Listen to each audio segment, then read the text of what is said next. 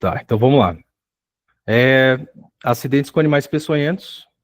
Eu vou logo começar aqui com a parte das serpentes, né, que é um tema extremamente importante aí saber.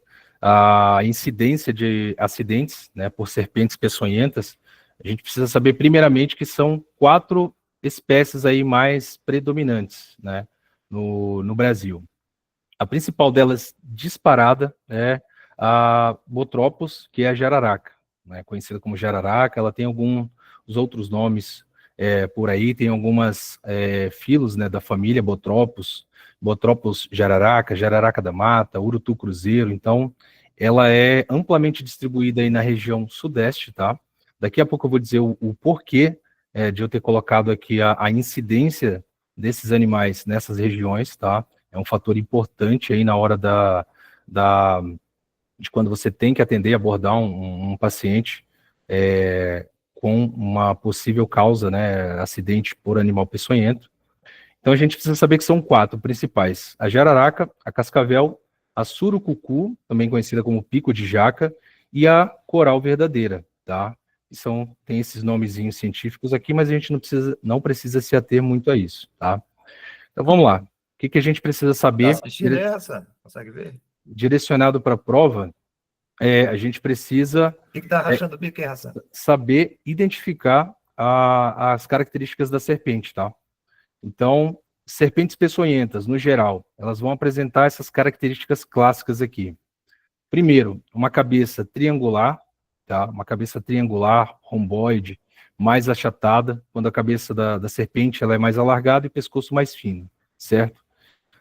Elas apresentam também essas estruturas que estão marcadas aqui, logo abaixo da narina, é como se fosse uma segunda narina, a gente chama de fosseta loreal, né? A maioria das serpentes peçonhentas possuem a fosseta loreal, é um órgão quimiorreceptor ali que elas conseguem capturar ou conseguem caçar suas presas, né? Porque as serpentes, no geral, as víboras, as serpentes peçonhentas, elas têm uma péssima visão.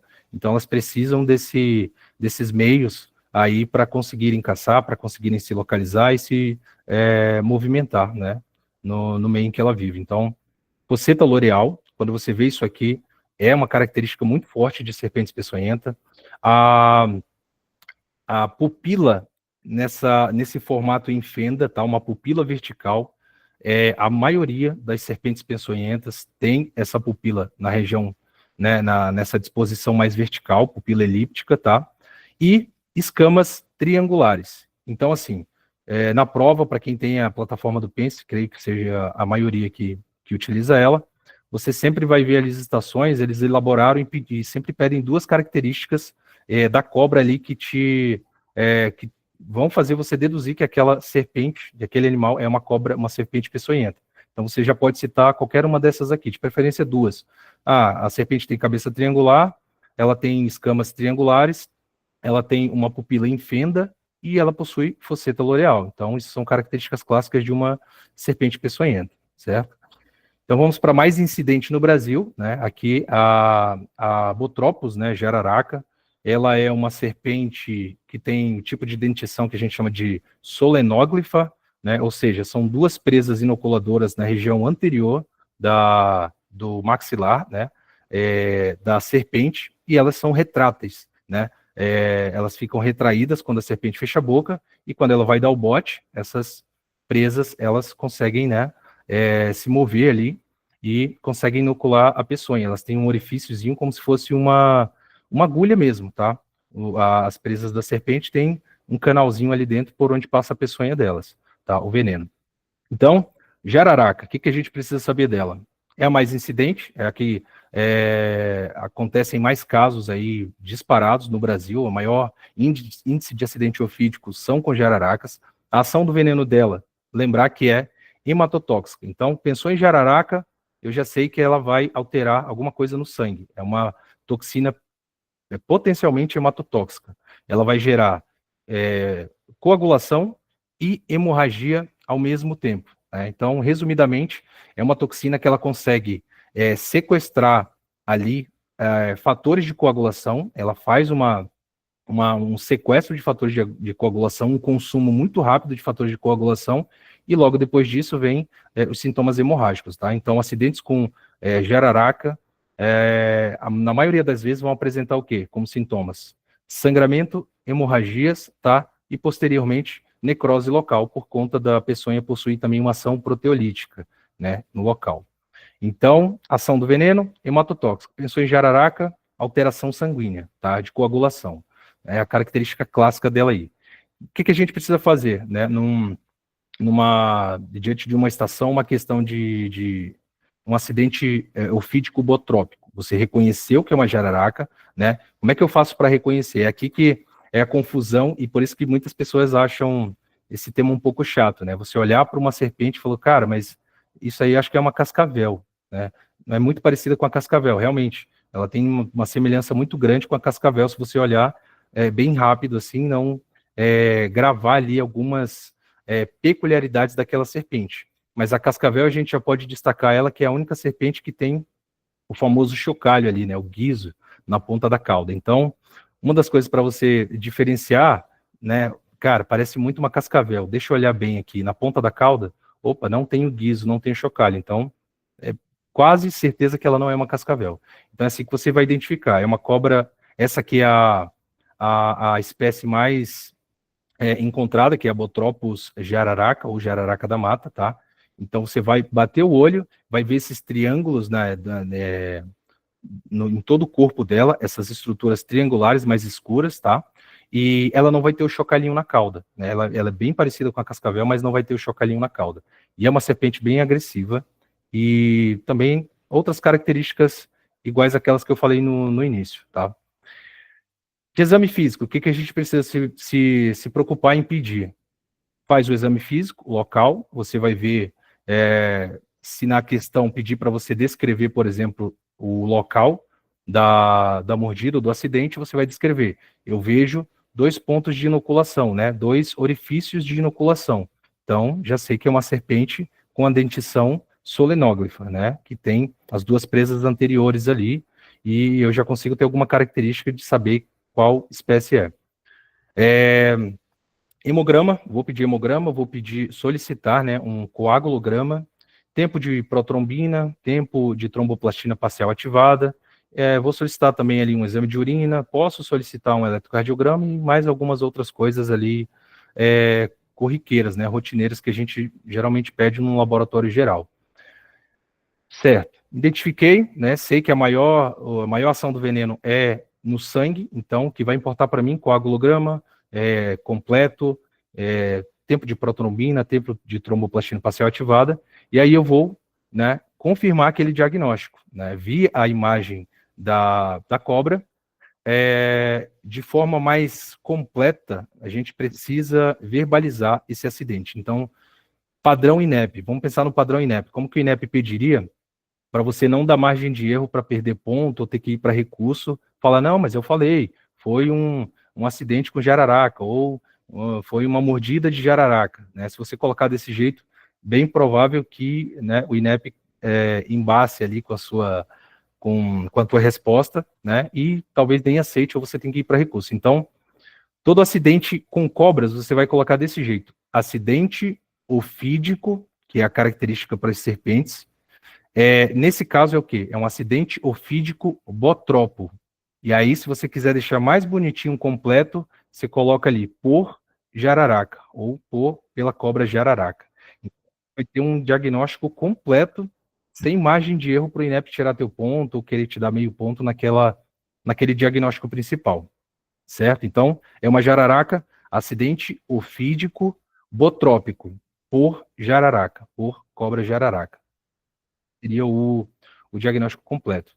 Tratamento, né? Como é que eu vou tratar? Lá no final eu vou explicar direitinho essa questão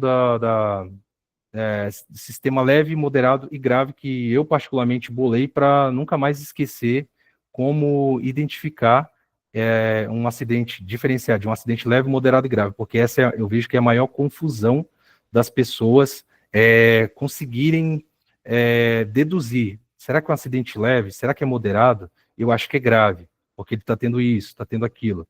No finalzinho eu vou passar um macete para vocês que é tiro e queda. Então aqui, o tratamento, né? Não precisa se ater muito. Geralmente nas provas, o INEP, a gente viu na prova passada, cobrou um acidente por lagarta, né? Acidente holonômico. Eu vou citar ele aqui daqui a pouco. Geralmente eles não cobram quantidade de ampolas, mas só para saber, né? Numa prova teórica, provavelmente eles cobrem um conhecimento um pouco mais aprofundado, mais refinado. E aí você tem aqui, para jararaca, eu sei que eu vou utilizar um soro antibotrópico, é só pensar no nome da técnico da jararaca, que é Botropos, então eu vou utilizar um soro antibotrópico. Para acidentes leves, 2 a 3 ampolas. Acidentes moderados, 4 a 8 ampolas. Acidentes graves, 12 ampolas, tá? Então, não se preocupem que já eu vou explicar como é que você reconhece um acidente leve, moderado e grave. A princípio, guardem essas informações aqui que no final vocês vão conseguir entender direitinho isso aí. Outras condutas que eu devo tomar. Qualquer acidente com animal peçonhento. Limpeza do local. Essa limpeza, geralmente ela é feita com água e sabão, tá? Você vai no local ali, lavar com água e sabão abundante, pode lavar ali por alguns minutos, né? Lavar bem o local, de preferência água e sabão, tá? Pode utilizar soro fisiológico abundante ali também, mas a preferência é água e sabão. Analgesia local ou sistêmica, dependendo. O paciente, geralmente, ele chega, acidentes com jararaca, o local da mordida vai estar muito dolorido, né? Então, o padrão que a gente tem para fazer um bloqueio anestésico, uma analgesia local, é uma dor na escala de EVA de 8, 9 ou 10. Então, o paciente, né, quando você pergunta no Alice lá, qual a intensidade dessa dor? Doutor, tá doendo muito. De 0 a 10, tá doendo um 9 de 10, doutor, ou um 10 de 10, não estou aguentando. Beleza, vamos fazer um anestésico. Analgesia local, padrão, na última prova cobraram, inclusive, o INEP cobrou bonitinho ali, bloqueio anestésico com lidocaína 2% sem vasoconstritor. Esse padroniza essa analgesia local. Lidocaína, infusão de lidocaína no local com lidocaína 2% sem vasoconstritor, né? Eu não uso vasoconstritor porque o vasoconstritor ele aumenta a incidência de necrose local. Se eu vasoconstringir ali, eu tenho vasinhos pequenos. Se eu fazer vasoconstrição, eu posso dar ocasionar uma necrose no local, principalmente se for próximo de extremidades, certo? E suporte. Vou dar todo suporte. Vou manter o paciente ali, se for leve, pelo menos em observação, por 4, 6, 8 horas, dependendo do acidente. Se for moderado e grave, geralmente a gente já interna, já deixa ele em monitorização multiparamétrica de todos os sinais vitais, tá? E dá todo o suporte dele ali, controle constante dos sinais vitais, exames ali que precisar, tá? Todo suporte. Beleza. Acidente crotálico, cascavel. Falei da Botropos, que é o mais comum, a cascavel. Essa geralmente é mais fácil de identificar. Então, mesmo esquema. Chega uma estação ou uma questão que pede. Chega um paciente, doutor, fui picado por uma cobra. Geralmente o INEP, ele vai te dar a imagem do animal, né? Da cobra ali, né? Do animal peçonhento que for. Você precisa fazer algumas perguntinhas mágicas, né? Por exemplo, o INEP também não está dando de graça, assim. O paciente chegou, doutor, eu estava no meu jardim cortando algumas flores ali, algumas plantas, ou estava andando num matagal um pouco mais alto, senti uma dor muito forte, aguda e súbita na minha perna, ou no meu braço, na minha mão, sei lá. Se você não perguntar o que ele estava fazendo, onde ele estava, ou a perguntinha mágica, você viu algum tipo de animal, uma cobra, uma aranha, um escorpião no local, logo que você sentiu essa dor? Ou você sabe se nesse local é comum encontrar esse tipo de animal peçonhento, serpentes, aranhas, escorpiões, né? Então, sempre tem essa perspicácia de perguntar caso você suspeite de um acidente com animal peçonhento. Na prova passada, chega uma paciente referindo muita dor no cotovelo e falou, doutor, estava no jardim da minha casa, eu acho que era assim, e comecei a sentir uma dor muito forte, senti um impacto, senti uma dor muito forte. E aí, se você não fizesse essas perguntinhas mágicas, provavelmente ela não te falaria ou não te entregaria o card do animal que encostou nela, né, que foi a lagarta, certo? Então, perguntinhas mágicas aí que você faz em qualquer paciente que chega com suspeita, e a suspeita sempre vai ser essa. Estava em alguma zona do matagal, alguma coisa, e senti uma dor súbita muito forte aqui. Acho que um bicho me picou. Então, já pode ter quase certeza que foi é um animal peçonhento. E geralmente o INEP vai trazer a imagem do animal. Então, quando você vê essa aqui eu creio que seja a serpente mais fácil de identificar, que é a cascavel, né? Ela é característica, ela tem esse chocalho na ponta do rabo aí, né? Só por curiosidade, cada anelzinho desse aí equivale a 1 ano de vida da cascavel. Então, quanto maior esse chocalho, mais anéisinhos ela tiver, mais velha a cascavel vai ser, tá? Só por curiosidade. Ação do veneno. Aí aqui a gente tem a pior toxina dos animais peçonhentos, que eles vão apresentar uma ação neurotóxica, tá? Então, neurotóxica vai afetar o sistema nervoso central. Tem uma ação miotóxica também, vai afetar ali a placa neuromuscular, né? Então, os sinais e sintomas de acidentes com cascavéis, quais vai ser? Dor local, né? Igual, por conta da picada, edema, e aí vem os sinais e sintomas neurotóxicos e miotóxicos, né, da toxina. Fraqueza, miose, pitose palpebral, aquela pálpebra mais baixa, né, geralmente o paciente proveniente aí com picada de cascavel, ele vai chegar assim, vai chegar hipotônico, fraco, sendo carregado ou ajudado por alguém porque ele está hipotônico, ele está com fraqueza, ele está com dispneia, porque a toxina neurotóxica está afetando ali toda a questão muscular dele, né? E muscular envolve também sistema respiratório. Então, é um caso grave, né? Geralmente evolui para gravidade se a quantidade de veneno da cascavel foi inoculada, né? Em uma quantidade muito grande. Sinais e sintomas, então. Pensei em cascavel, opa, a toxina da cascavel é neurotóxica, não é igual da jararaca que afeta o sangue, a coagulação. Na jararaca, o paciente vai chegar como? Vai chegar principalmente com sangramento gengival, sangramento no local, tá? E da cascavel, geralmente o paciente já chega mais rebaixado, mais fraco, sonolento, né? Com dificuldade respiratória, bradipneico ou taquipneico, tá? Exame físico, o que eu faço?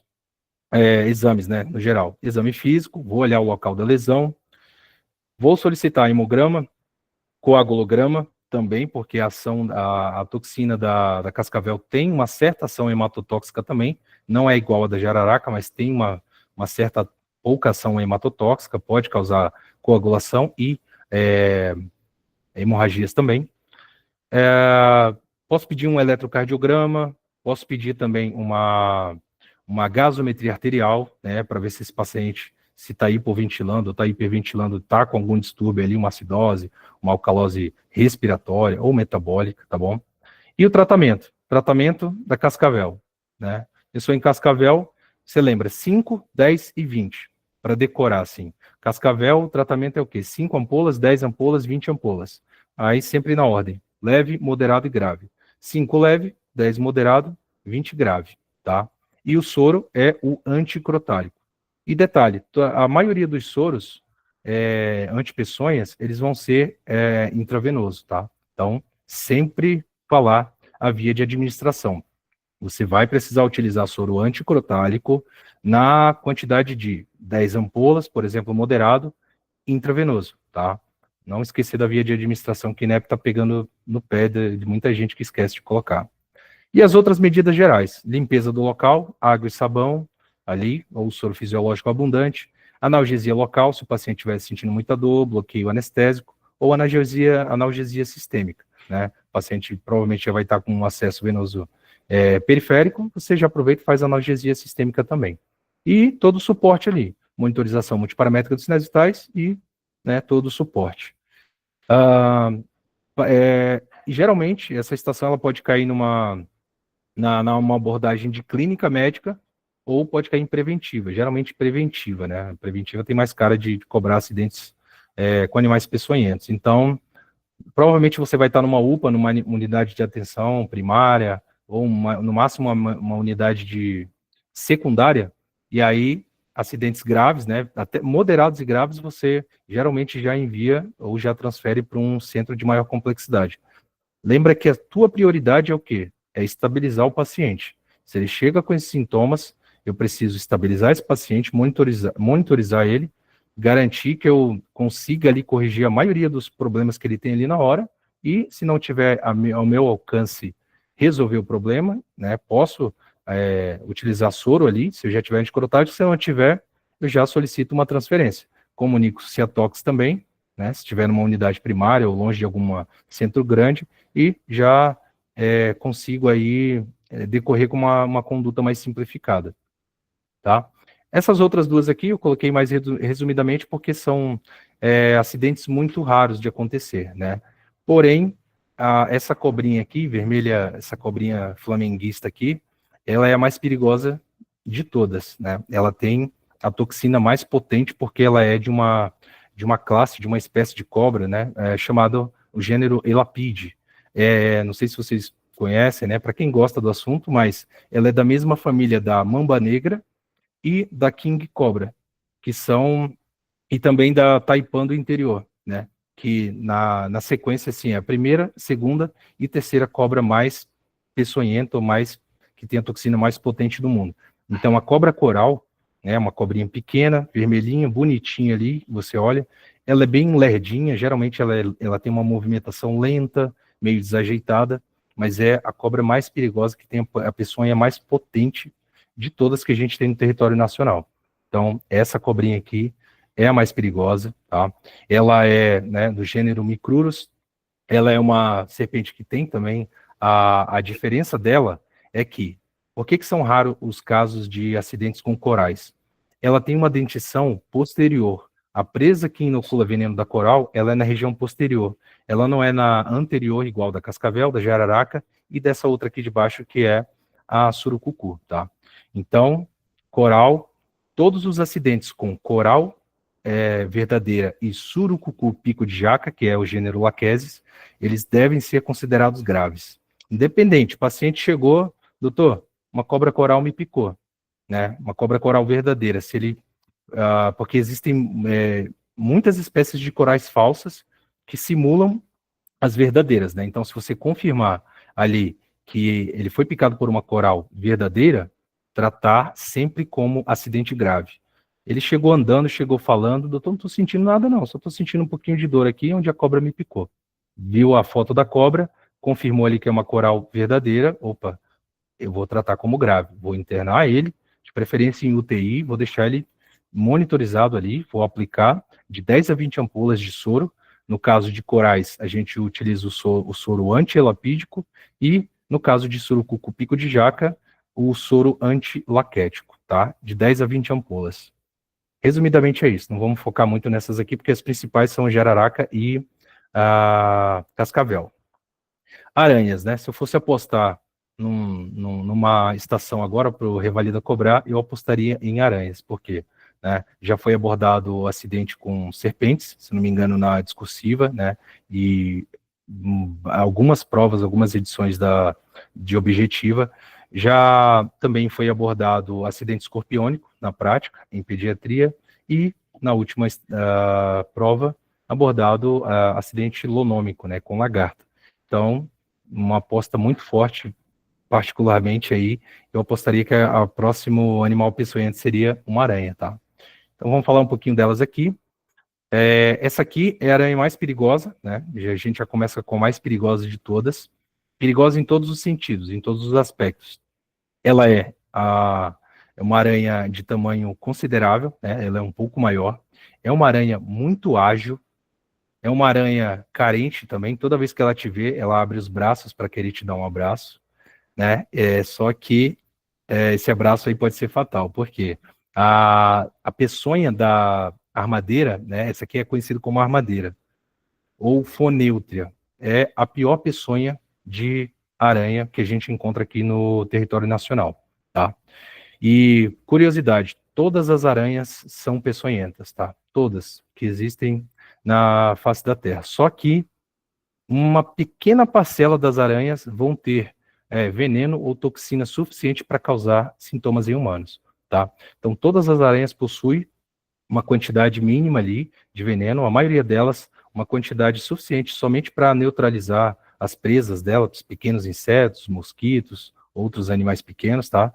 Mas essas aqui em particular que eu vou falar para vocês, elas conseguem fabricar ali, conseguem sintetizar uma quantidade um pouco maior de toxina, e uma toxina bem potente por sinal. Então, a armadeira, que é a fonêutria, a incidência dela na região sul e sudeste.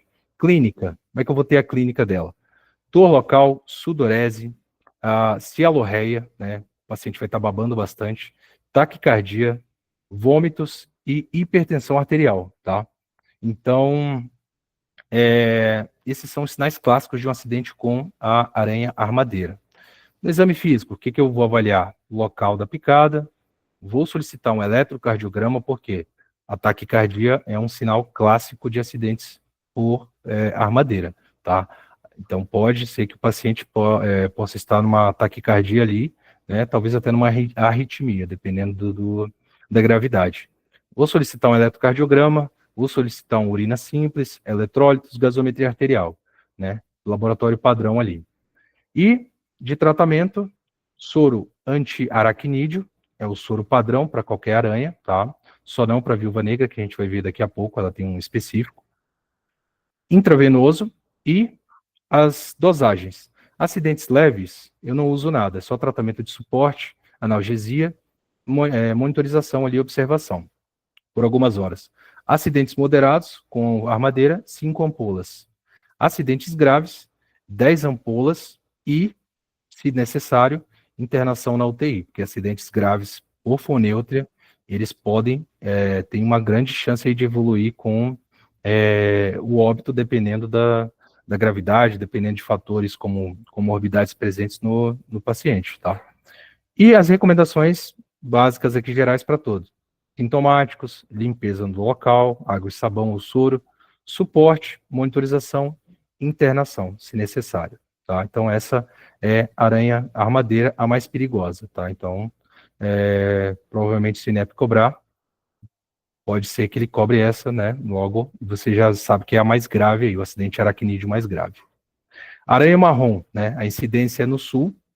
A clínica dessa aranha aqui vai ser basicamente dor local, edema, bolhas, necrose tecidual, né? A toxina dela tem um fator de necrose ali tecidual, sintomas cutâneos e sistêmicos. Mas a principal característica dos acidentes, acidente loxocélico, né, ou por loxocélis, aranha marrom, é a destruição tecidual que é causada por conta da picada dessa aranha, né? Onde ela pica, geralmente, dependendo do organismo da pessoa, ela pode fazer um estrago, né? Ela causa uma necrose local, uma destruição massiva tecidual ali, podendo, inclusive, o paciente ter que fazer debridamento, enxerto de tecido naquele local, e, casos mais graves, até a amputação de membros, tá? Eu mesmo já conheci pessoas que tiveram que amputar um dedo da mão por conta de uma picada de aranha marrom, tá? Então, esses acidentes com aranha marrons, eles precisam aí de uma atenção mais,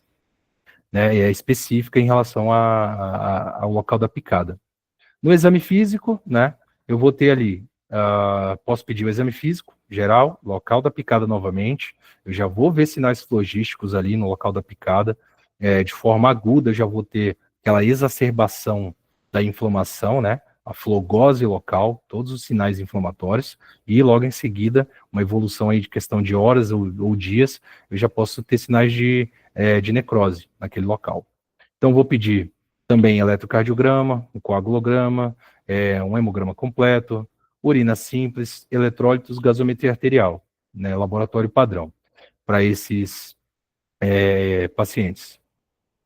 Tratamento, mesma coisa, né? Leve, moderado, grave. Leve, eu não faço nada, tá? Só tratamento de suporte, analgesia, sintomáticos. O soro que eu vou utilizar, antiaracnídeo, padrão, tá? Intravenoso. Acidentes moderados, vou utilizar 5 ampolas. E acidentes graves, 10 ampolas, tá? Aqui só uma curiosidade, né? Por isso que eu coloquei essa imagem de um violino. Se você tiver a oportunidade de olhar uma aranha marrom bem de perto, ela tem literalmente um violino tatuado no dorso dela. Você olha bem de pertinho, vocês podem pesquisar na internet. A característica dela é clássica. Porque tem algumas aranhas que se assemelham bastante à aranha marrom, tá? São muito parecidas. A aranha marrom, como é que você vai identificar ela? Uma aranha pequenininha, né? E ela tem literalmente um violino desenhado no dorso dela. Você olhar bem de pertinho, você vai conseguir ver a silhueta exata de um violino ali. Por isso que eu coloquei essa imagem aqui, que é uma forma de identificação, inclusive. Se você tiver dúvida ainda, doutor, essa aranha me picou. Certo, parece muito aranha marrom. Deixa eu dar um zoom aqui. Opa, ela tem um violino tatuado nas costas, então é marrom, certo? Só para ter uma questão a mais para você lembrar aí, um detalhezinho a mais. Limpeza do local, vou fazer, padrão, água e sabão. E aqui a gente tem uns cuidados mais específicos. A gente vai utilizar corticoide, tá? Geralmente prednisona, 0,5 a 1 miligrama em crianças, né? E 40 miligramas dose máxima ali em adultos, né? Via oral, tá? Por 5 a 10 dias. Para quê? O corticoide, ele entra como para diminuição dos sintomas inflamatórios, né? Ele vai entrar como imunomodulador ali e segurar um pouquinho aquela reação inflamatória local. Por quê? Além da destruição tecidual que eu posso ter já da toxina da aranha, que ela causa uma ação proteolítica ali no tecido, se eu tiver uma exacerbação da inflamação, eu também vou ter destruição, né? Meu próprio sistema imune, ele consegue destruir o tecido no local ali, por conta da quimiotaxe, né? Que é a migração de células do sistema de defesa do nosso corpo. Então, vai migrar muita célula para ali, e vai somar com o efeito proteolítico da toxina da aranha. Então, a destruição de tecido pode ser muito maior. E aí eu entro com corticoide para amenizar esses sintomas e diminuir a chance daquela pessoa ter sintomas locais e necrose local. Tá ok? Cuidados com a lesão, a úlcera. Geralmente as picadas de aranha marrom evoluem para uma úlcera, para uma lesão que precisa ser tratada. Algumas precisam de desbridamento, inclusive. Elas formam muito tecido de granulação no processo de necrose ali. Tem que fazer curetagem, às vezes, debridação e algumas até necessidade de enxerto. E, como eu falei, é amputação de membros, tá? Dependendo da localização. Mesma coisa, acidentes moderados e graves necessitam de suporte, monitorização contínua, internação e transferência para um centro maior se você tiver um centro de menor complexidade, tá? Viúva negra, né, essa aranha é menos incomum no Brasil, né, é uma aranha muito pequenininha, as fêmeas ali têm de 1 a 2,5 centímetros no máximo, então são aranhas pequenas, tá? Elas têm uma certa potência na peçonha delas. Os sintomas dela, elas predominam ali na região nordeste, principalmente. Sintomas, dor local, uma pápula é característico. A picada da viúva negra vai formar uma pápulazinha, só uma pápula única ali. É bem característico da picada por viúva negra. Não causa tanta eritema, sintomas flogísticos no local, causa só essa pápulazinha pequena e essa sensação de queimação, de dormência, pode causar uma hipertermia na pessoa também, como sintoma sistêmico, mialgia, vômitos, agitação e priapismo, né? Geralmente acidentes com aranha, não só da viúva negra, mas da armadeira, que eu não citei, pode causar priapismo, né? Aquele represamento de sangue nos corpos cavernosos ali no caso dos homens, né? E aí ele pode gerar priapismo, que inclusive é bem doloroso, tá? No exame físico, o que a gente vai ver, né? Exame físico, local da lesão, igual, você vai notar aquela pápula ali.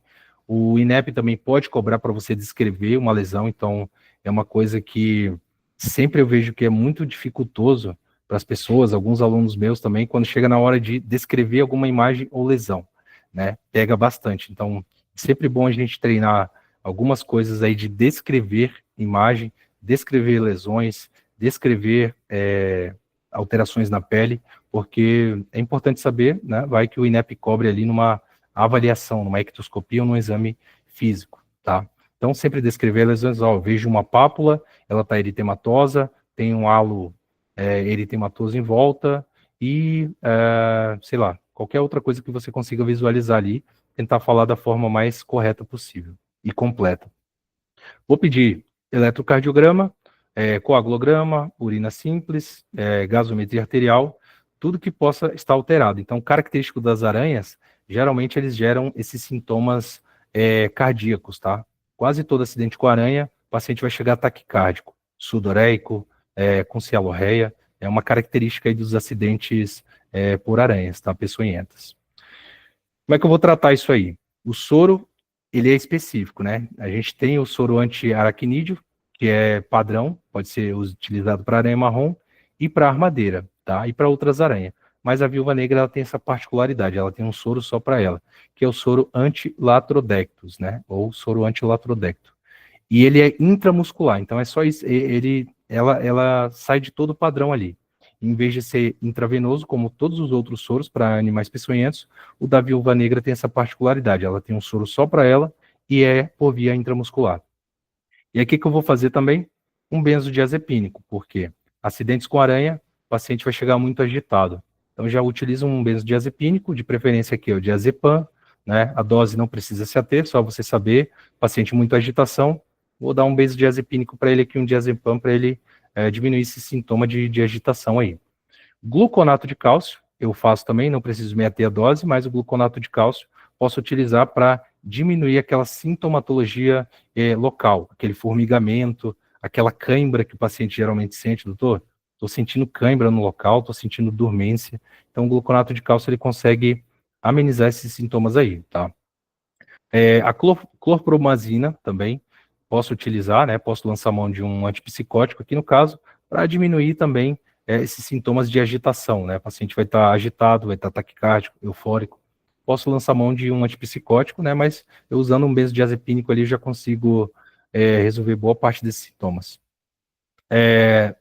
Como é que eu vou utilizar tratamento? Além disso aí, leve, não faço nada, então aranha, qualquer acidente leve com aranha, eu já sei que eu não faço nada. Moderado, vou utilizar uma ampola e grave, 2 ampolas, tá? Mesmo esquema, limpeza do local, suporte e internação. Vamos lá, escorpião, né? Escorpião já foi cobrado, uma estação de pediatria, e o principal aqui, eu coloquei só um aqui, para não ficar muito extensa a aula, mas o principal que a gente precisa conhecer é esse carinha aqui, escorpião amarelo, né? Ou Titius cerulatus. Ele é predominante na região sudeste, centro-oeste e nordeste, sudeste e centro-oeste do Brasil. A ação do veneno dele, ele vai causar uma hiperexcitação autossômica, né, ou autonômica e neuromuscular. Então ele vai agir ali principalmente nesses dois fatores aí, no sistema parasimpático, né, o autônomo, e também na questão neuromuscular, na placa neuromuscular. Então, como é que ele vai ter, como é que ele vai apresentar os sintomas? Sintomas simpáticos, mais parasimpáticos, ou seja, o paciente apresenta os dois opostos. Ele pode apresentar midríase e logo depois pode apresentar uma miose, né? Um sintoma simpático e outro parasimpático. Ele pode apresentar sudorese, cialorreia, pode estar babando bastante, taquicardia, bradicardia, pode gerar arritmias, broncorreia, vômitos, hipertensão arterial, hipotensão arterial. Então, a característica do escorpião é que ele vai gerar muitos sintomas e ele vai para os dois opostos de sintomas. O paciente pode chegar taquicárdico, você começa a atender ele, daqui a pouco ele está bradicárdico. Pode estar taquipneico, daqui a pouco ele está bradipneico. Então, a característica da clínica do acidente escorpiônico é essa. Ele vai para os dois opostos ali, bem característico de acidente escorpiônico, tá? Complicações, a gente tem uma específica aqui que é a tempestade de catecolaminas, né? Que é essa estimulação simpática vai fazer o quê? Vai gerar descargas adrenérgicas, descargas de catecolamina, adrenalina, noradrenalina. E a gente já conhece esses efeitos aí, né? Principalmente a nível de coração, a gente vai fazer o quê? Muita adrenalina, dromotropismo positivo, né? E inotropismo positivo também. Posso aumentar tanto a velocidade ali, né? Cronotropismo positivo, quanto a força de contração e a capacidade do coração bombear mais sangue. Então, por isso que o paciente pode ter taquicardia, arritmias e bradicardia ao mesmo tempo ou na sequência, tá? Essa descarga de catecolaminas vai gerar isso, vai gerar também o que a gente chama de síndrome da resposta inflamatória sistêmica e, consequentemente, choque, tá? Então, acidentes com escorpiões amarelos podem evoluir para uma gravidade, para um choque e óbito também, tá? Vou solicitar exame físico, local da lesão, a picada do escorpião, você vai ver um orifício só de entrada, um ponto de inoculação só, não vai ter tanta alteração ali, mas o paciente vai estar referindo muita dor, dormência, formigamento no local. Vou pedir ali eletrocardiograma, principalmente, ver a função cardíaca, coagulograma, hemograma completo, troponinas, CK, CKMB, urina simples, posso pedir ali para ver se ele tem principalmente a presença de hematúria, né, se ele está fazendo uma rabdomiólise, né, a questão cardíaca, se as troponinas estão muito elevadas, se está tendo muito estresse cardíaco, por conta das catecolaminas, tá? Então, tudo isso eu tenho que observar num acidente escorpiônico. Tratamento leve, igual às aranhas. Não faço nada, tá? Não faço nada. Moderado, eu vou utilizar 2 a 3 ampolas. E grave, 4 a 6 ampolas, tá? Como eu falei, não precisa se ater à quantidade de ampolas. Estou passando aqui mais para um conhecimento um pouco mais aprofundado, tá? Então, geralmente o INEP não está cobrando, né? A não ser que ele cobre numa discursiva mais detalhada, para você classificar o acidente e falar a quantidade de ampolas que você vai usar, tá? Mesmo esquema, limpeza local, suporte, internação. Vou tratar aquela clínica específica. O que é isso? O paciente está taquicárdico, né? Eu vou diminuir essa atividade cardíaca. Posso fazer um beta-bloqueador. O paciente está com muito sintoma específico para alguma coisa, eu vou entrar com a medicação e tratamento específico para aquilo, tá? Vou tratar a clínica específica que ele tem ali, tá? Se ele está com arritmia, antiarrítmico. Tá? Aqui eu só vou citar lagarta, porque foi cobrado na prova passada, é praticamente impossível eles cobrarem, mas nunca se sabe, né? Então já se observou que o INEP está gostando de cobrar acidentes com animais peçonhentos, tá? Então, se eles cobraram uma lagarta, que eu particularmente acho incomum, era muito mais fácil eles cobrarem um acidente com cobra, com escorpião ou com aranha, mas eles decidiram cobrar com uma lagarta, tá? Acidente lonômico. Resumindo aqui, a ação do veneno é procoagulante, hemolítica. A clínica vai ter dermatite urticante, dor, cefaleia, mal-estar, vômitos, agitação. Vai pedir todo aquele laboratório. Tratamento, soro antilonômico, né? Essa lagartinha ela tem esse soro específico para ela. Acidente leve, não faço nada, só suportes sintomáticos. Acidentes moderados, 5 ampolas. Acidente grave, 10 ampolas. Prova passada, e o INEP não cobrou. Era um acidente grave, né? Tinha que transferir paciente. Não cobrou quantidade de ampolas, tá? Então, não se atenham a isso. Limpeza do local, vou fazer antisepsia ali. Sintomático, se estiver doendo muito, bloqueio anestésico. Posso fazer analgesia sistêmica. Suporte e internação. Outra aposta legal aqui, né? Que o INEP poderia cobrar, e é algo bem importante, e não tão raro de acontecer, acidente com abelhas, né? A abelha amarela é a mais predominante aí no Brasil, região sul, sudeste e Mata Atlântica. A ação do veneno da abelha são proteínas alergizantes, ou seja, exacerbam uma alergia, né? Questões de hipersensibilidade, né? Ela tem essa proteínazinha, melitina, que causa essa hipersensibilidade. A clínica clássica, né? Quem já foi picado por abelha, sintomas locais, uma urticária, um edema, um rubor, um calor, dor local, né? Sinais logísticos locais. Pode causar um angioedema, por exemplo, se ela picar próximo dos seus lábios, em região periorbital, pode causar um edema local. E sistêmicos também. Com o que a gente precisa se preocupar com abelhas? Anafilaxia e o choque anafilático, né? Ele tem uma classificaçãozinha de Miller aí, de 1 a 4, né? Que vai decidir a gravidade, mas não necessariamente a gente precisa saber disso.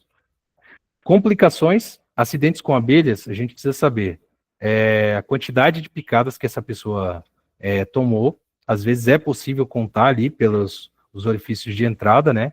Então a gente tem a síndrome do envenenamento, que é uma das principais complicações e que a gente precisa ficar de olho. Teve mais de 100 picadas em adultos, ele já apresenta a síndrome do envenenamento. É um paciente com grande risco aí de evoluir para a gravidade. Em crianças, a partir de 20 picadas ali, ou poucas picadas, já podem causar essa síndrome de envenenamento. E mais de 500 picadas em uma pessoa, quase sempre é fatal.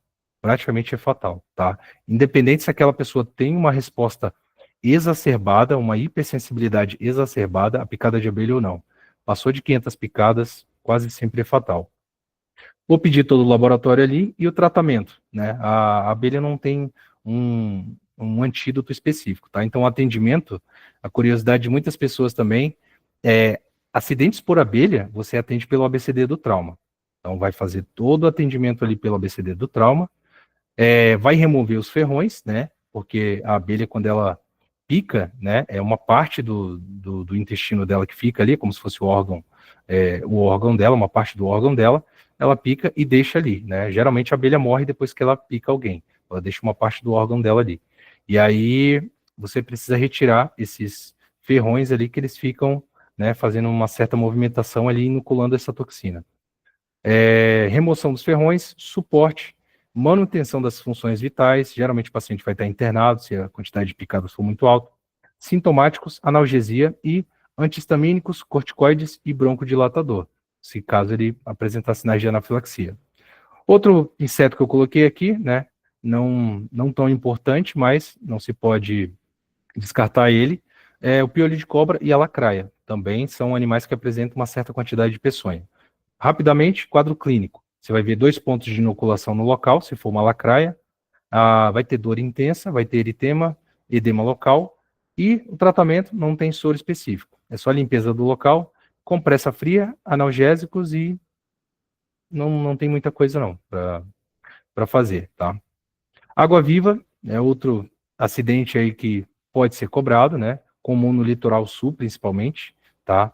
A gente tem aqui a água viva em si, né? Que são os selenterados e quinidários. A ação do veneno, eles têm um composto aí de amônia, tá? E também geram uma liberação de histamina e serotonina somado com neurotoxicidade. Então, é uma toxina aí um pouco perigosa, né? E potente.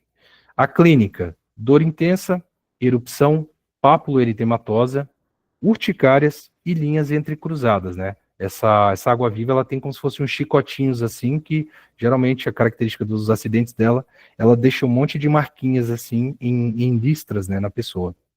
E também, na pontinha desses chicotes, vamos dizer assim, tem uns tentáculozinhos, né? Como se fosse uma presazinha que pode ficar introduzido na pele do paciente, tá?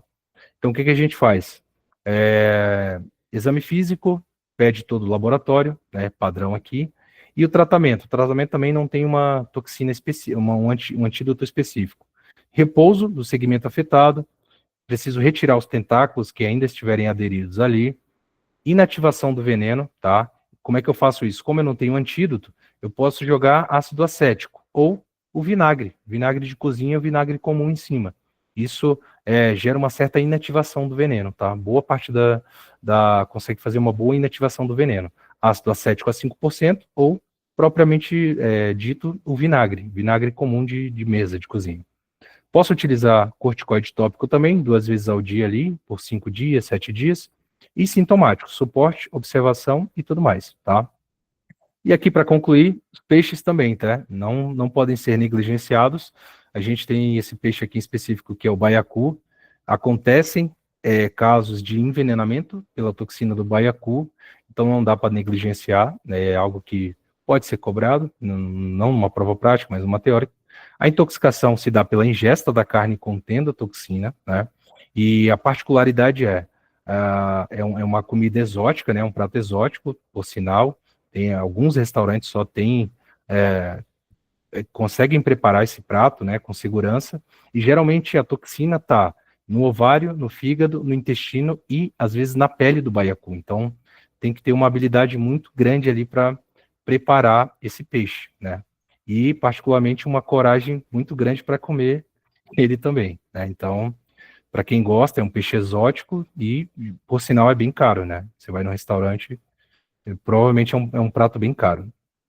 A clínica, ingestão, eu tenho uma clínica muito específica do baiacu, tá? Ele é extremamente perigoso. Intoxicações com a toxina desse carinha aqui é extremamente perigosa e tem uma evolução muito rápida. Então, olha a sequência de eventos aqui do baiacu. Eu tenho a ingestão, eu começo a ter em mais ou menos 45 minutos náuseas e vômitos, parestesia, incoordenação motora em mais ou menos 1 hora, começo a ter uma hipotensão, dispneia e paralisia muscular de 2 a 6 horas, vou evoluindo um pouquinho mais e começo a ter hipóxia severa, bradicardia e bradipneia. Em menos de 24 horas eu já posso estar nesse estado aí, hipoxêmico, bradipneico, bradicárdico. E passando de 24 horas, se não for feito alguma coisa, tiver suporte e ajuda, insuficiência respiratória e óbito, tá? Como já foram noticiados aí alguns óbitos por intoxicação pelo baiacu. Conduta e tratamento, não tem muito o que fazer. Foi reconhecido ali, a pessoa teve fator de risco, consumiu o baiacu, consumiu a carne de baiacu, chegou apresentando esses sintomas, você só vai internar ele na UTI, cuidados intensivos, monitorização, suporte ventilatório mecânico, porque a toxina, essa toxina que é a tetrodotoxina, né, ela vai fazer esses bloqueios de canais de cálcio, que é bem parecido com o sal anestésico, né? O sal anestésico, ele vai bloquear o canal de cálcio, ele vai hiperpolarizar a membrana e vai impedir essa sinapse aí, e principalmente a nível de musculatura respiratória, vai começar a falhar. É por isso que o óbito evolui muito, as pessoas evoluem muito rápido para o óbito, caso não forem, não tiverem tratamento ou atenção médica. Arraia e bagre também, eles possuem ali no ferrão, tá? Ambos possuem no ferrão uma certa toxina, né? Ele tem uma ação neurotóxica e tem uma ação de lise tecidual, uma ação necrótica, tá? Particularmente, a ferroada por arraia é uma das experiências mais dolorosas para quem já experimentou, né? Na escala de dor, é uma dor extremamente aguda, alta. O bagre também, né? Ele tem aqueles como se fossem esporas ali nas nadadeiras, nas laterais, e mesmo sistema, pode inocular um pouquinho de toxina ali, tá? A clínica, como é que vai ser a clínica desses acidentes? Com a raia, né? Eu vou ter esses sintomas de mais teciduais, necrose tecidual, e sintomas neurotóxicos. Do bagre, eu vou ter essa ação de acetilcolina e prostaglandina-like, que a gente chama. Flogose, vasoespasmo, suor, cãibra, dormência, tá? É menos grave do que o da raia. A clínica, eu vou ter dor local, flogose, isquemia, necrose, sudorese, vômitos. Beleza. No exame físico, vou fazer o exame físico, examinar o local, vou ter todos os cuidados ali, antisepsia, limpeza, lavagem do local, limpeza do ferimento, né? Imersão do membro em água quente por 30 a 90 minutos, tá? Isso aqui ajuda muito porque a toxina da raia do bagre é o que a gente chama de um veneno termolábil, ou seja, ele consegue ser neutralizado por alteração da temperatura. Então, se eu aumento a temperatura, eu consigo neutralizar essa toxina porque ela tem essa termolabilidade que a gente chama, tá? Então, imersão em água quente, posso deixar ali por 1 hora até 90 minutos.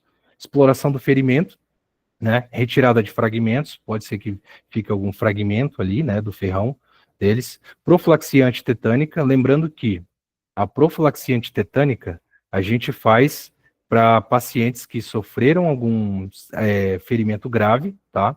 E tem uma antitetânica vencida, vamos dizer assim.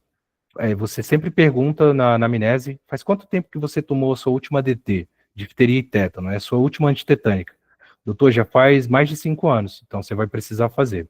Já faça a antitetânica nele, a profilaxia antitetânica, tá? Qualquer acidente com animal peçonhento, não esquecer na anamnese de pedir. Faz quanto tempo você fez a sua última antitetânica? Faz mais de 5 anos, vamos fazer. Doutor, não lembro, não tenho meu cartão de vacina. Vamos fazer, né? Ah, faz menos de 5 anos, então tá em dia, não vou fazer, certo? Sintomáticos, antibiótico, infecção secundária, né? Para prevenir infecção secundária no local. Então vamos lá, já estou finalizando aqui. Direcionamento para a prova. O que importa aqui para a gente, né? Já falei sobre todos os animais aí, o que importa para a gente? Saber reconhecer um animal peçonhento, né? Das características que eu falei para vocês, então é importante. Qual é o método? Uma clínica, eu vou ter, posso conhecer um pouquinho da clínica de cada acidente, e uma evidência de que eu tive contato com aquele agente, com aquele animal peçonhento. Igual eu expliquei no começo. Você viu algum animal? Você viu um escorpião? Viu uma aranha? Viu um local? Então, provavelmente ele teve contato com esse animal. Eu já tenho uma evidência que foi um acidente por animal peçonhento. E se o paciente não tem certeza se foi picado por de fato, por um animal peçonhento, o que eu faço? Como é que eu devo conduzir? Né? O paciente só chega, doutor, acho que eu fui picado por um inseto. Estava andando no mato, senti um bote na minha perna, não sei o que foi, se foi uma cobra, se foi uma aranha, alguma coisa me picou. E aí, o que eu vou fazer? Existe esse protocolo aqui. Protocolo picada seca. O paciente chegou com essa suspeita, ele não faz ideia do que picou ele, eu vou deixar ele em observação. No mínimo, por 6 horas. 6 a 8 até 12 horas. E eu vou observar se ele vai ter uma evolução de sintomas. A partir dos sintomas que ele começar a apresentar, por exemplo, ele começa a apresentar sangramento gengival. Cara, acho que isso foi uma jararaca. Vou olhar no local, tem 2 orifícios de inoculação. Ele foi picado por uma cobra, né, peçonhenta, e ele está tendo sintomas o quê? Hematotóxicos. Então, muito provável que seja uma jararaca, tá? Ou uma surucucu pico de jaca. Mas aí eu já consigo me aproximar do agente causal, né? Do agente etiológico. Então, o protocolo picada seca é essa. Se você não sabe, o paciente não sabe se ele realmente foi picado por um animal peçonhento, você deixa ele ali internado não, em observação, e começa, deixa ele monitorizado e vê quais são os sinais que ele vai começar a apresentar, tá? E aí você provavelmente consiga depois discernir qual foi o tipo de acidente. Saber reconhecer o inseto ou animal é aqui que pega muita gente, né? Então, a dica que eu dou para vocês, pega ali uma imagem, tá? De cada animal e grava bem as características dele. Para você bater o olho, isso aqui é uma cobra coral, isso aqui é uma cascavel, isso aqui é uma jararaca, esse aqui é uma aranha armadeira, essa é uma viúva negra. Então, grava bem as imagens, tenta gravar o nome, né, dos animais, dos insetos ali, porque isso ajuda muito na hora da prova para você escrever bonitinho ou verbalizar bonitinho ali o seu diagnóstico completo e não perder ponto, tá? Avaliar a gravidade dos sintomas na chegada do paciente, né? Será que eu preciso mandar ele para a sala vermelha direto? Será que o paciente está bem? Consigo fazer a anamnese dele de boa? Preciso monitorizar, mandar para UTI, transferir? Então, sempre avaliar esses sintomas. E aqui está a parte mais importante, tá? Já estou finalizando. Aqui que a maioria das pessoas erram, a classificação do acidente. E é algo extremamente importante porque, se eu concorda comigo, se eu classifico errado esse acidente, automaticamente eu vou começar a sofrer uma cascata de erros ali. Classifiquei errado, provavelmente já identifiquei errado o animal.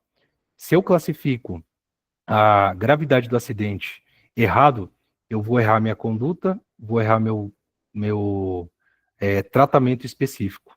Porque lembra, cada nível de gravidade tem uma quantidade de ebola específica e uma conduta específica. Então, acho que aqui é o ponto-chave onde eu queria chegar. Classificar corretamente o acidente. Agora eu vou ensinar para vocês um macete que, literalmente, muito provável que vocês não vão mais errar nenhuma classificação de animal peçonhento. E eu faço o desafio com vocês. Sair daqui, quem for treinar, hoje ainda, ou for treinar amanhã, peça ali para o seu parceiro aplicar uma estação de acidente com animal peçonhento e faça um teste. Com esse macete aqui que eu vou passar para vocês. Eu nunca mais errei gravidade ou critério de gravidade, né? Classificação de acidente, se é leve, moderado e grave. O que eu fiz? Eu, primeiramente, eu vou buscar critérios para gravidade. Então, o paciente chegou, eu vou começar a observar a clínica dele e eu já vou buscar critérios de gravidade, que são esses aqui, ó.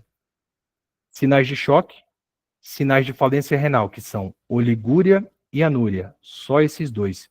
Hematúria não entra, é aí que muita gente confunde. Pô, mas o paciente está urinando sangue, cara, eu acho que é grave esse acidente, hein? Hematúria é um sinal de gravidade. Para acidentes com animais peçonhentos, ainda não é, tá? Eu só vou considerar um acidente grave se o paciente apresentar isso aqui: sinais de choque, oligúria, anúria ou qualquer sintoma profuso. O que seria isso? Se a lorreia profusa, o paciente está babando sem parar, não está controlando. O paciente está com sudorese profusa, está suando sem parar. O paciente está com uma taquicardia profusa, que não para. Qualquer sintoma, quando você escutar essa palavra profusa no exame clínico físico dele ali, qualquer sintoma profuso pode marcar. É um acidente grave, pode marcar sem medo de ser feliz. Quando você encontrar qualquer um desses 4 critérios aqui. Sinais de choque, oligúria, anúria, qualquer sintoma profuso, já sei que é grave. Se eu não encontrar nenhum desses aqui, eu já sei que é leve ou moderado, tá? Acidente leve, mais fácil. Somente sintomas locais. Doutor, estou sentindo só dor, dormência e uma queimação local. Está irradiando? Não. Está sentindo algum outro sintoma sistêmico? Doutor, estou de boa, só está doendo aqui. Vai fazer o exame físico dele, sinais vitais vão estar todos normais. Só sintomas locais? Acidente leve. E o acidente moderado, eu preciso de sintomas locais e pelo menos um sintoma sistêmico. Doutor, tá doendo aqui e eu tô com dor de cabeça. Doutor, tá doendo e eu tô suando um pouquinho.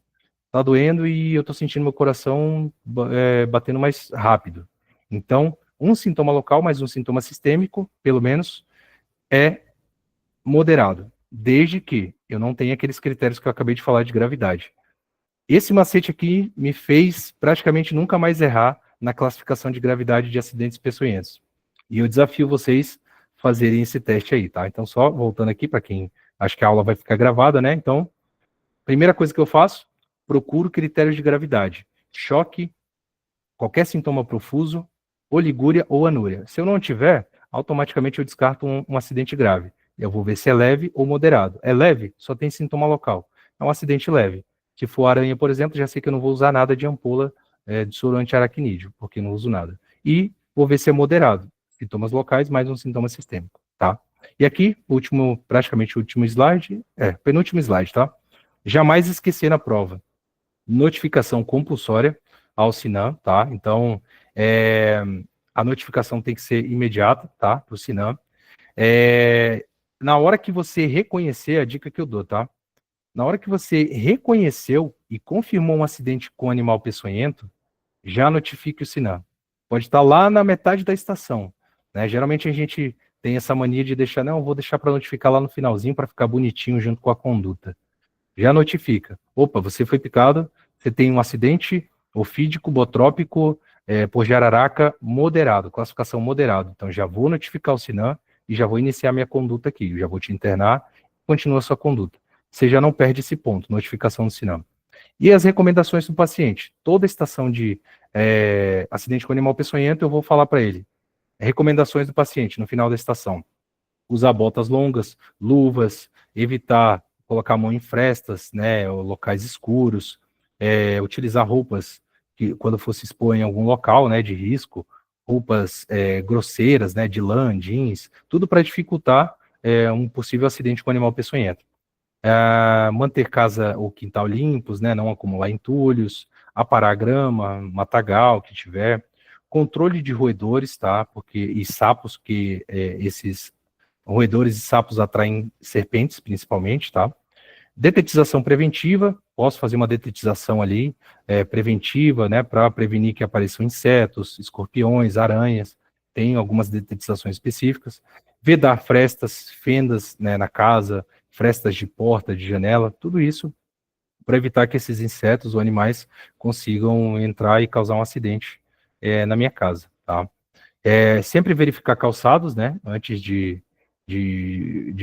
vestir uma roupa. Quando for deitar numa cama, por exemplo, sempre revisar o lençol da cama, afastar a cama da parede, né, porque o inseto pode vir lá do forro, descendo de madrugada e a cama está encostada na parede, ele vai conseguir acessar a cama, então tudo isso em forma de prevenção.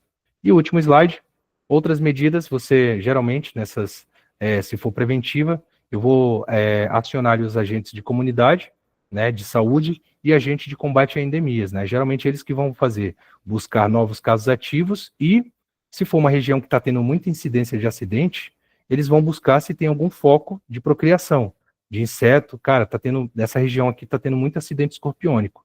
Eu acho que tem algum foco aí, algum terreno baldio que eles estão se procriando ali muito rápido. Então, agente de combate a endemias ou agentes comunitários para fazer uma varredura ali.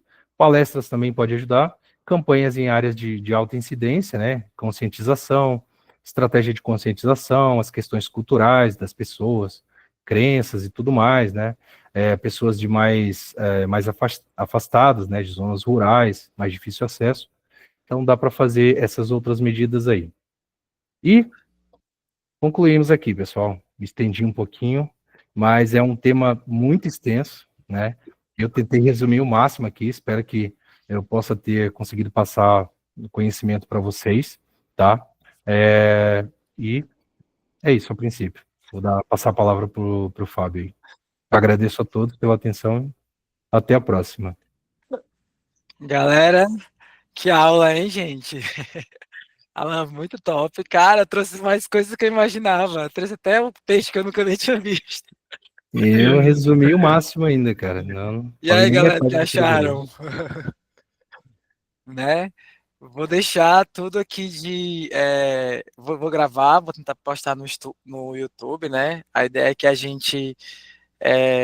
ideia hoje aqui é para a gente realmente compartilhar o que a gente sabe e nos ajudar, né? Que a gente está aqui na comunidade, esse é o objetivo inicial da gente ajudar todo mundo, que a gente está no mesmo processo e sabe como é sofrido e tem que aproveitar a potencialidade realmente de cada um, e o Alan domina muito esses assuntos.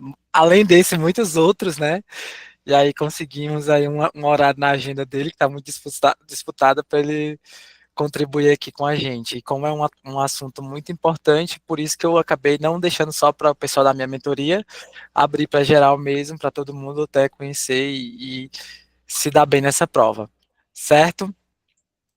Ficou leve realmente. Vocês têm alguma dúvida aí que o Alan possa nos ajudar? Aproveita, galera. Lá em cima tem dúvida? Eita. Alguma dúvida agora? Quem quiser ligar o microfone, pode ligar, galera. Bora. Alguém quiser acrescentar alguma coisa, alguma dica. Eu achei Lá em cima. interessante, Alan, aí no final, que eu Ah, visualizei em alguns, né, PEPs, assim, que quando lá tem assim, usar, principalmente quando a gente estiver numa é. estação de preventiva, Uhum, usar os recursos da APS. Então, quando tiver essa questão de recurso da APS, ou que for algo assim da de doenças preventiva. sexualmente transmissíveis, ou de doenças transmissíveis por vetores, né, ou que tem disseminação, sarampo, sempre tentar, né, nesses recursos, usar a questão acional, o agente comunitário de saúde, o agente de endemias, se for lá na área indígena, tem um agente, né, indígena lá de saúde, que são recursos da APS que vão ajudar, e que são medidas importantes, que é o que a gente faz na prática, né? Uhum. E são medidas importantes. O conselho tutelar, o conselho de saúde também, a gente não pode esquecer como uma ferramenta da APS para ajudar na assistência. E tem questões, tem PEPs de preventiva especialmente, que pede para você citar alguns recursos da APS que podem te auxiliar no combate àquela, né, problema de saúde ali. Então, não esquecer disso. Aqui acho que a dúvida que perguntaram aqui perguntaram se o soro da Viúva Negra é disponível, né, pelo SUS. Essa aula eu tirei de dois locais, né? Falei para o Fábio, do manual do Ciatox, que é geralmente o órgão que cuida de acidentes com animais peçonhentos, tá? E também do manual ali do Instituto Butantan, né? Que tem todo o, o conteúdo sobre animais peçonhentos, tá? E geralmente condiz ali com os protocolos do Ministério da Saúde, tá? Se o veneno da viúva negra, se é disponível, geralmente não, você comunica o Ciatox para ver se tem disponível, né? Eu não consigo dizer agora exatamente, mas geralmente você, quando acontece acidente com animal peçonhento, você comunica o Ciatox e aí você vê se tem disponível um soro específico, caso você não tenha na unidade ali, né? É, Mas no Brasil eu sei que já tem disponível para Viúva Negra. E o outro ali, o cara perguntou o doutor perguntou se vinagre pode ser referido como assertivo. Está no manual do Ciatox aqui como um agente que pode ser utilizado sim. igual como neutralizador de toxina, igual a toxina termolábil da raia que eu falei. Você mergulhando o membro afetado ali em uma água aquecida, você consegue combater ali, você consegue neutralizar essa toxina por essa questão termolábil. O vinagre vai agir bem Uhum. parecido nessa questão aí, vai conseguir neutralizar não totalmente o veneno, mas boa parte da toxina e vai conseguir diminuir bastante a sintomatologia ali do local. E só lembrando, gente, em relação à raia, né, não pode lavar com água doce. Se for lavar Uhum. lá, tem que ser com água do É. mar, salgada. E você pode, inicialmente, uma das condutas imediatas que a pessoa pode fazer lá no local do acidente, também colocar dentro de uma água, da água do mar morna, também ajuda também a aliviar essa dor. Não, aí geralmente vem, lavar com água doce, água gelada. Não, isso vai piorar. Aqui a Daniela falou que sempre fica na dúvida na hora de fazer o botão anestésico. No manual do Ciatox, ele indica para quando o paciente geralmente tem uma escala de dor de 8, 9 ou 10, ou seja, uma dor bem aguda ali. Então, geralmente quando o paciente refere uma dor nessa escala de EVA aí da dor 8, 9 ou 10, você geralmente indica anestesia local, né? Você faz ali o bloqueio anestésico com lidocaína 2% sem vaso. Abaixo disso aí você pode fazer analgesia sistêmica, tá? Ou via oral mesmo, se o paciente estiver tolerando, tá bom? Uhum. E aí eu acho importante, né, Alan, esses acidentes com animais, ver bem onde é que você está, qual é o nível de atenção que você está, se é primário, Uhum. secundário, e aí agora que a gente já sabe, mais do que nunca, classificar o risco desses pacientes, então você vai precisar encaminhar esse Uhum. paciente para um centro especializado, porque geralmente, até na vida real mesmo, existem pontos dentro da rede de saúde de um estado, de um município, onde vai ter esses soros, né? Geralmente eles não ficam disponíveis em todo o hospital. Então, às É. vezes, você até, para conduzir esse paciente, você vai que tem uma intoxicação ali, às vezes rara, ou como você vai liga para o CEATOS, ele vai te dar as primeiras medidas, e dentro da rede de saúde do município, do estado, já tem um fluxo, esse paciente com mordida de cobra, com tal, tem que caminhar, não vai ter o soro aqui no hospital, mas vai ter nesse hospital, mas vai ter na cidade X, porque a referência é intoxicações. Então, por exemplo, já trabalhei num hospital, na Secretaria de Saúde, na verdade, onde esse hospital era referência para 8 municípios. Então, tudo de soro, antibotrópico, antiescorpiônico, a gente tinha, o Estado dava uma quantidade X para a gente ficar condicionada lá, para que se numa emergência, esses municípios, esses outros municípios que eram de menor porte, mandavam os casos para a gente e aí a gente aplicava o soro. À medida que aplicava, fazia notificação, a gente já solicitava no dia seguinte, né, horário comercial, e fazia a reposição. Então, é uma coisa bem. E aí tem um fluxo, por isso que é importante você sempre dizer que vai indicar ou vai referenciar esse paciente para um hospital que tem um nível de complexidade compatível, que Maior. tenha o soro, porque geralmente você vê muitos PEPs falando que você está, às vezes, no local e que não tem, e você tem que realmente referenciar para um hospital de referência. Isso. Notificação assinando, comunica-se a tox e manda para um hospital de maior complexidade, geralmente, né? Porque provavelmente essas situações vai cair em preventiva, né? Em preventiva quase sempre você está na atenção primária, então Exatamente. é de praxe você ter essa conduta aí. Mas lembrando que a do escorpião caiu na pediatria, né? Pediatria, Pode cair em qualquer um, gente. pode vir em clínica, né? Exato. Pode vir em pediatria, pode vir em É, preventiva, talvez até cirurgia, uma coisa mais grave ali, de ter que, sei lá, evoluindo com a fazer síndrome compartimental, alguma coisa assim, né? tem, Alguns, tem tem também o da alguns. jararaca, ele pode causar, né? Síndrome compartimental. Isso. Aí tem que fazer fasciotomia, nos casos mais graves também tem essas complicações aí. Mas eu tentei Exato. resumir o máximo aqui, espero Aham. que o pessoal tenha gostado aí, né? E se Deus quiser, até a próxima aí, vamos seguir Que tem a firme até a próxima. aprovação. Eu já tenho Vamos, outro vamos, tema para você até o dia da podemos, prova. podemos organizar aí, Já arranjo o horário. tá certo. Tá, gente? Alan, Gente, obrigado, doutor Alan. obrigado, Foi top, eu que agradeço né? pela oportunidade. Foi muito. Agora eu acho que eu já estou preparado para fazer uma estação de animais que eu não tinha estudado até agora, esperando por esse momento. E agora a gente vai, né? Eu vou parar aqui a gravação para depois postar lá no YouTube para vocês. E aí, gente, se vocês, né, quem estiver assistindo, que a gente tá ali, faz uma fotinha, compartilha aí no Instagram, marca eu, marca o Alan, né, para dar aquela valorizada como é que para dar aquela força para quem tá começando, coleguinha. Exatamente. Que vem o baiacu, gente, esse do É, baiacu, eu tô em choque. depois que o INEP cobrou uma lagarta, cara, não